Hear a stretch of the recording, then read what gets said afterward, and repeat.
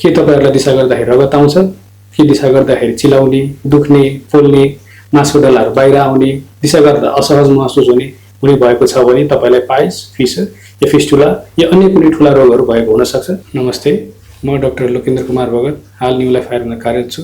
विगत 5 वर्षदेखि यहाँ बिरामीहरूलाई सेवा दिँदै आइरहेको छु। हाम्रो नेपाली समाजमा ग्यास्ट्रिक रोगलाई चाहिँ राष्ट्रिय रोग भनेर चिन्ने गरेको थियो, तर अहिले केही समयमा चाहिँ मलद्वार सम्बन्धी रोगहरूलाई राष्ट्रिय रोगको रूपमा यो विकसित भएर आइरहेको हामीले पाएका छौँ। मलद्वार सम्बन्धी रोगहरू या दिशा गर्ने भागमा हुने रोगहरू भनेको piles, fissure, fistula, pilonidal sinus, rectal prolapse र कसैलाई चाहिँ क्यान्सर पनि रोग भएको हामीले पाएका छौँ। पाइल्स भनेको दिशा गर्ने भागमा हेमोरोइडल प्लेक्ससहरू हुन्छ, जसको मूल उद्देश्य भनेको दिशा गर्ने भागमा हुने रगतहरूलाई शरीरमा फेरि पुनः फर्काइदिने काम गर्छ।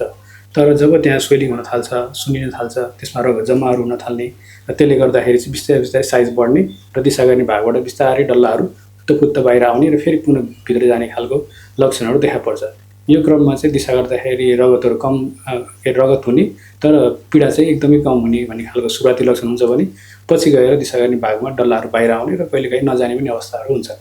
त्यस्तै फिसर भनेको हाम्रो दिशा गर्ने भागमा दिशा ठोस भएर आएर मलद्वारको छालालाई फटाइदिने र त्यो फटाइसकेको अवस्थालाई चाहिँ फिसर भन्छ।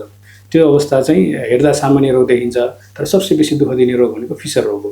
किनभने यो छाला चाहिँ सन्चो हुने फाट्ने भइरहने गर्दाखेरि यहाँ क्रमशः पछि गएर मासुको डल्लाहरू जम्मा भएर बस्छ, जसलाई चाहिँ हामीले सिन्ड्रोम टाइप भनेर डायग्नोज गर्ने गरेका छौँ। यसलाई चाहिँ पाइल्स भनेर डायग्नोज गरेर औषधि दिने गर्नुभएको छ, जुन चाहिँ अहिलेको रिसेन्ट प्र्याक्टिसमा एकदम गलत चिज हो। त्यसलाई चाहिँ मिसडायग्नोज भनेर हामी भन्ने गर्छौँ। यो चाहिँ फिसर भयो। फिसरलाई चाहिँ आयुर्वेदमा परिकर्तिका पनि भन्ने गर्छ, जसको अर्थ भनेको जुन भागमा मलद्वारमा कैँचीले काटेर जुन पीडा हुन्छ त्यसलाई चाहिँ परिकर्तिका भन्छौँ। अर्को रोग भनेको फिस्टुला हो। फिस्टुला रोगलाई आयुर्वेदमा भगन्दर भनिन्छ। फिस्टुलाको अर्थ भनेको मलद्वार र मलद्वारको छेउपट्टि एउटा नसा जस्तो बनेको हुन्छ, जसमा चाहिँ दिशा गर्ने भागमा इन्फेक्सन भएर पिपहरू जम्मा हुने र त्यो पिप फुटेर ट्याक्कै मलद्वारको छेउबाट पिप निस्किने हुन्छ। त्यसलाई चाहिँ फिस्टुला भन्छौँ। र बेलामा पिप आउने र पछि फेरि पिप बगिसकेपछि बिरामीले सहज महसुस हुने भएकोले गर्दाखेरि बिरामीहरूले फिस्टुला रोगलाई हेलचेक्राइ गर्ने गरेको पाइन्छ। फिस्टुला रोगमा चाहिँ पिप मिसिएको रगतहरू दिशा गर्ने भागको छेउबाट निस्किन्छ। यसमा चाहिँ बिरामीहरूले कस्तो लक्षण पाउँछन् भन्दाखेरि आफ्नो लगाएको भित्री कपडा चाहिँ कहिलेकाहीँ रसाएको, कहिलेकाहीँ चिसो भएको महसुस गर्नुहुन्छ र जब त्यो पिप जम्मा भएर फुटेर बाहिर निस्किसक्छ तब बिरामीले सहज हुन्छ, फेरि ऊ आफ्नो नर्मल दिनचर्यामा जान सक्छ। र यो प्रक्रिया चाहिँ दोहोऱ्याइ भइराख्ने हुन्छ। 2-4 महिनामा पटक पिप आउने बग्ने। बाइक स्कुटरहरू हामीहरू लामो समयमा चलाउने भएका छौँ, जसले गर्दाखेरि पाइल्स जस्तो रोगहरू या पाइल्स फिस्टुला जस्तो रोगहरू धेरै नै बढेको पाइएको छ। र अन्तिममा चाहिँ वंशागत गुण पनि पाइल्स फिस्टुलाहरूमा चाहिँ वंशागत गुण पनि लिएर आएको हुन्छ। यसले यिनीहरू कारणहरू भयो जसले चाहिँ दिशा गर्ने भागमा हुने रोगहरू देखा पर्दछन्। यसका अब हुने लक्षणहरू सरस्वती भन्नुपर्दा पाइल्समा दिशा गर्दाखेरि रगत आउने, दुख्ने, पोल्ने र दिशा गर्दाखेरि मासुको डल्ला फुत्त बाहिर आउने, कुनै अवस्थामा भित्र जाने हुन्छ भने अन्तिम अवस्थामा हुँदा मासुको डल्लाहरू बाहिरै रहन्छन्। त्यसलाई चाहिँ हामी पाइल्स भन्छौँ। फिसरमा दिशा गर्दाखेरि दिशा गर्ने भागसँग दिशा सँगसँगै रगत टाँसिएर आउने र अत्याधिक पीडा हुने चाहिँ फिसर रोगमा हुन्छ।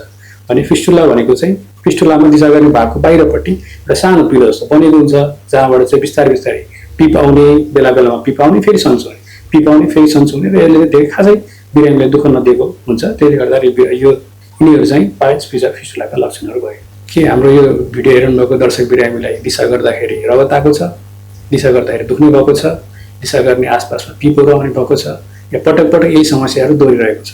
यदि यस्तो समस्या छ भने तपाईँ यहाँ न्यू लाइफ आयुर्वेदमा आउन सक्नुहुन्छ र विज्ञ डाक्टरहरूसँग परामर्श गरेर आफ्नो सफल उपचारहरू गराउन सक्नुहुन्छ। हजुर त्यो समयमा आएर आफ्नो स्वास्थ्यको जाँच गराएर लाभ उठाउन सक्नुहुन्छ।